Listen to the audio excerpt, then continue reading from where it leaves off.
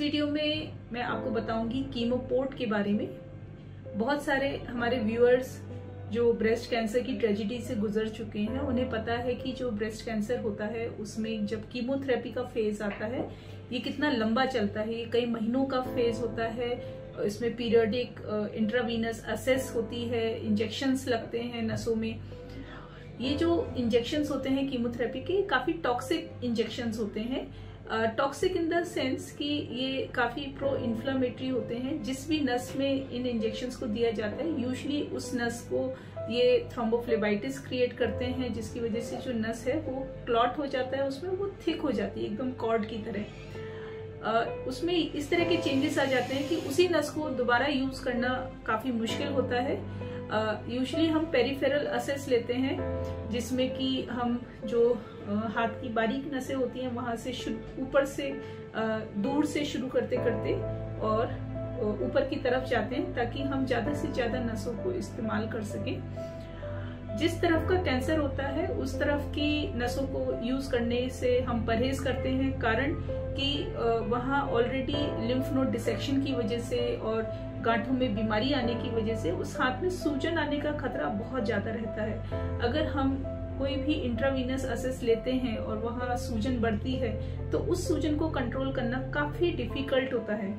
अगर जो non cancerous side है वहां की हाथों की नसों में हमें नहीं मिलती हैं किन्हीं भी कारणों से, तो फिर हमें पैरों की नसों का सहारा लेना पड़ता है और ये बहुत ज्यादा तकलीफ देह हो जाता है मरीजों को, क्योंकि उनकी मोबिलिटी, उनके चलने फिरने की जो क्षमता है वो कम कर देता है, उनकी क्वालिटी ऑफ लाइफ और कम कर देता है।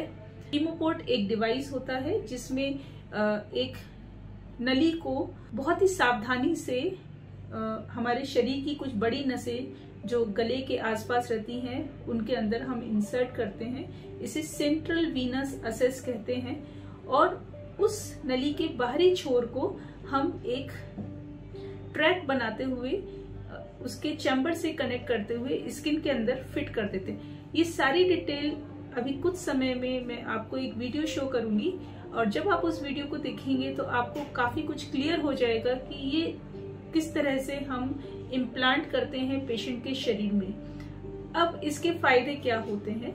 इसके लगवाने से एक हमें सर्जिकल प्रोसीजर का बर्डन जरूर रहता है, लेकिन ये वर्थ है अगर हमारे पास फाइनेंशियल कॉन्स्ट्रेंट नहीं है तो।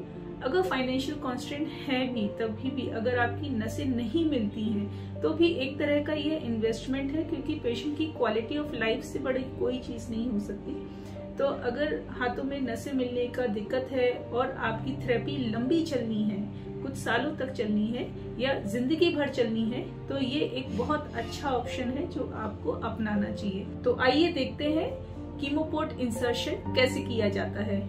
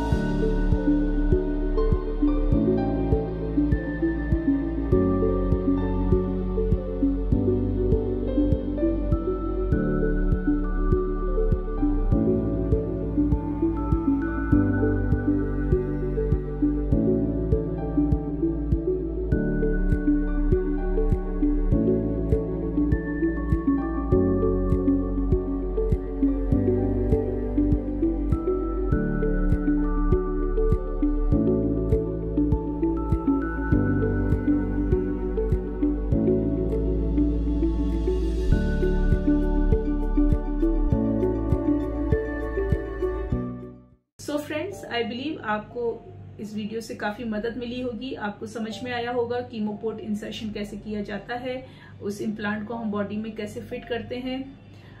अब हम देखते हैं कुछ पेशेंट के फीडबैक। ये हमारी पेशेंट रही हैं, जब इन्हें फर्स्ट टाइम कीमोथेरेपी लगी थी तो इन्होंने कीमोपोर्ट के लिए कंसेंट नहीं दिया था, इनको काफी आशंकाएं थी, लेकिन अनफॉर्चुनेटली जब इनको रिकरेंस हुआ और इनकी थेरेपी लाइफ लॉन्ग हो गई, तब इन्होंने कीमोपोर्ट को एक्सेप्ट किया, उसको रिक्वेस्ट किया लगवाने के लिए। हमें ज्यादा अच्छे से बता पाएंगी कि कीमोपोर्ट लगवाने से या कीमोपोर्ट ना लगवाने से हमें क्या क्या फायदे और नुकसान हो सकते हैं। आशा जी, आपका पहले थेरेपी हाथ से चलता था, है ना? उस वक्त आपको कीमोपोर्ट लगाने की हमने सलाह दी थी, जो हमने नहीं लगवाया था, और अब आपका कीमोपोर्ट से चल रही है। तो आप अपना एक्सपीरियंस शेयर करेंगे कि आपको पहले ज्यादा प्रॉब्लम होती थी, हाथों में सूजन भी आ जाती थी, दर्द भी बहुत होता था नसों में, और नसें ढूंढना मुश्किल हो जाता था। अब तो ये बस 5-7-10 दिन की प्रॉब्लम होती है जब ये लगता है, बाकी कोई नहीं। अब तो ठीक है। तो आपको क्या ज्यादा बेटर लगता है, हाथों से दवाई लगवानी या कीमोपोर्ट से? अगर लंबा वो है प्रोसीजर दवाइयों का तो फिर तो कीमोपोर्ट ही अच्छा है। किसी को अगर 2-4 थेरेपी लगनी है, कीमो की 6 लगनी है, तो वो तो हाथ से लगवा सकता है। लेकिन अगर लंबा प्रोसीजर है, लंबा इलाज है, तो फिर तो यही सही है। आपके दोनों हाथ फ्री रहते हैं? अब इनमें कोई इंजेक्शन तो नहीं लगता? कोई परेशानी नहीं है। ओके, और कितने प्रिक में आपका नीडल डल जाता है? कितनी बार उसको नीडल को प्रिक करना पड़ता है? एक बार में हो जाता है मेरा तो। एक बार में ही हो जाता है? एक बार में हो जाता है। अच्छा, उसमें ज्यादा दर्द होता था, जो नसों में हाथों में लगाते थे ना, उसमें ज्यादा दर्द होता था, इसमें इतना दर्द भी नहीं होता नीडल लगाते वक्त। दोनों हाथ उठा के दिखाएंगे।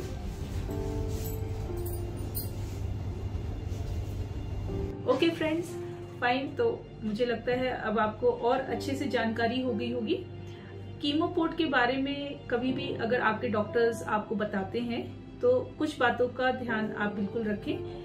सबसे पहली बात यह है कि जो कीमोपोर्ट है एक बहुत ही अच्छा डिवाइस है, बहुत ही अच्छी टेक्निक है, जिससे कि पेशेंट को काफी रिलीफ रहता है। वो बहुत खुश रहते हैं क्योंकि उनके दोनों हाथ स्पेयर हो जाते हैं और सिंगल प्रिक में ही नीडल उनको डल जाती है और बहुत ही इत्मीनान से सारी थेरेपी चल जाती है। लेकिन चूंकि ये एक एक्सटर्नल डिवाइस है, इसलिए कभी भी अगर हम बॉडी में फिट करते हैं तो इन्फेक्शन का थोड़ा खतरा रहता है, खासकर शुरुआती दिनों में जब तक टांके कच्चे होते हैं। एक बार टांके भरने के बाद ये खतरा काफी कम हो जाता है, लेकिन किसी भी वजह से अगर बॉडी में कोई इन्फेक्शन होता है और जो बैक्टीरिया अगर ब्लड में फ्लो करता है तो चांसेस हो सकते हैं कि वो इस एक्सटर्नल डिवाइस में कोलोनाइज करे, जिससे कभी कभी पेशेंट को रेगुलर पीरियड पे शिवरिंग या फीवर आ सकता है। इन एक्सपर्टाइज हैंड्स कीमोपोर्ट लगाना बहुत ही आसान है। ये हम अल्ट्रासाउंड गाइडेड और सी-आर्म गाइडेंस में करते हैं, लेकिन वंस इन अ वाइल ये प्रॉब्लम हो सकती है कि किन्हीं भी कारणों से कीमोपोर्ट सक्सेसफुली पेशेंट में ना लग पाए। ये चांसेस 100 या 200 या 300 मरीजों में से एक आध मरीज में कभी हमें फेस करने को मिलता है।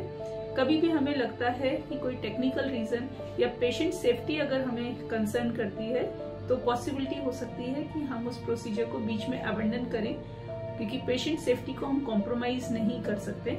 इस कंडीशन में कीमोपोर्ट ओपन भी हो जाता है और प्रोसीजर भी कंप्लीट नहीं होता, तो ये एक फाइनेंशियल बर्डन पेशेंट के ऊपर रहता है। तो ये 100 या 200 में से 1% पॉसिबिलिटी हमें लेके चलनी होती है। चांसेस काफी कम होते हैं, बट चूंकि होते हैं इसलिए हमें पता होना चाहिए। ब्लीडिंग का थोड़ा रिस्क हो सकता है, जैसा मैंने कहा एक्सपर्टाइज हैंड्स में ब्लीडिंग का रिस्क काफी कम होता है, बट स्टिल कभी भी ऐसा हुआ तो जो भी उस वक्त एप्रोप्रिएट मैनेजमेंट है हमें वो करना होगा। इन्फेक्शन के बारे में मैंने भी आपको बताया। कभी कभी इस कीमोपोर्ट का चैम्बर रोटेट हो सकता है और या मेल पोजीशन हो सकता है। उसका जो लिम्ब है जो वेन में गया है वो कभी डिस्प्लेस होके ऊपर की तरफ भी आ सकता है। तो इस तरह से मेल रोटेशन के केसेस भी हमने वंस इन अ वाइल देखे हैं, जो एक पॉसिबिलिटी हो सकती है। कीमोपोर्ट की नली में थक्का जमने का रिस्क हो सकता है, इसलिए अगर आपकी थेरेपी कंप्लीट हो गई है तभी भी महीने या 2 महीने में कम से कम एक बार आप उसकी फ्लश जरूर करवाएं। अगर हम फ्लश नहीं कराते हैं तो ये थक्के थोड़े मजबूत हो जाते हैं। उसके बाद जरूरत पड़ने पर अगर हम चाहें भी तो हमें बहुत डिफिकल्टी होती है उसके अंदर कुछ भी फ्लूइड पास करने में। सेकेंडली थक्के को बढ़ाता है, तो ये कभी कभी थक्के का चेन बन जाता है और वो डिसलॉज होके शरीर के किसी भी पार्ट में जाके वो अटक सकते हैं, वहां पे थ्रोम्बोसिस कर सकते हैं, उस हिस्से को चोट पहुंचा सकते हैं, नष्ट कर सकते हैं, जैसे कार्डियक अरेस्ट हो सकता है, स्ट्रोक हो सकता है, लिम्ब इस्कीमिया हो सकता है। तो अगर हम इन चीजों का ध्यान रखें तो कभी भी हमें पोर्ट में प्रॉब्लम नहीं आती है। एक बार पूरी थेरेपी कंप्लीट होने के बाद और कुछ महीनों का, सालों का वेट करने के बाद अगर डॉक्टर कन्विंस होते हैं कि अभी आपको नियर फ्यूचर कोई और थेरेपी लगवाने की जरूरत नहीं है, तो आप उनसे रिक्वेस्ट कर सकते हैं इसको निकलवाने की। कीमोपोर्ट को लगवाना और निकलवाना दोनों ही प्रोसीजर सुन करके किए जा सकते हैं, तो इसमें कोई भी परेशानी नहीं आती है। बस थोड़ा सा पेशेंट कोऑपरेशन हमें चाहिए कि पेशेंट परेशान ना हो। कई पेशेंट होते हैं वो ओटी एटमॉस्फेयर देख के भागने लगते हैं, तो ये नहीं करना है। इत्मीनान से आप लेटिए, आपका डॉक्टर आपको पूरी तरह से कंफर्टेबल पोजीशन में रखेंगे। अगर आपको कोई प्रॉब्लम है भी तो आप मुंह से बोल सकते हैं, वो आपको और ध्यान देंगे। लेकिन अगर आप अच्छे से करवाते हैं तो सुन हो के बहुत ही आसानी से ये प्रोसीजर्स किए जा सकते हैं। तो इसी के साथ फ्रेंड्स मैं आपसे विदा लेती हूँ और मैं आपसे वादा करती हूँ कि मैं कोई नई इन्फॉर्मेशन, कोई नई टेक्निक के बारे में आपको डिटेल में फिर से बताऊंगी। अगर आपको हमारा ये वीडियो अच्छा लगा हो, यूजफुल लगा हो, तो इसे लाइक, सब्सक्राइब और शेयर करना बिल्कुल भी मत भूलिए। Thank you once again, thanks a lot.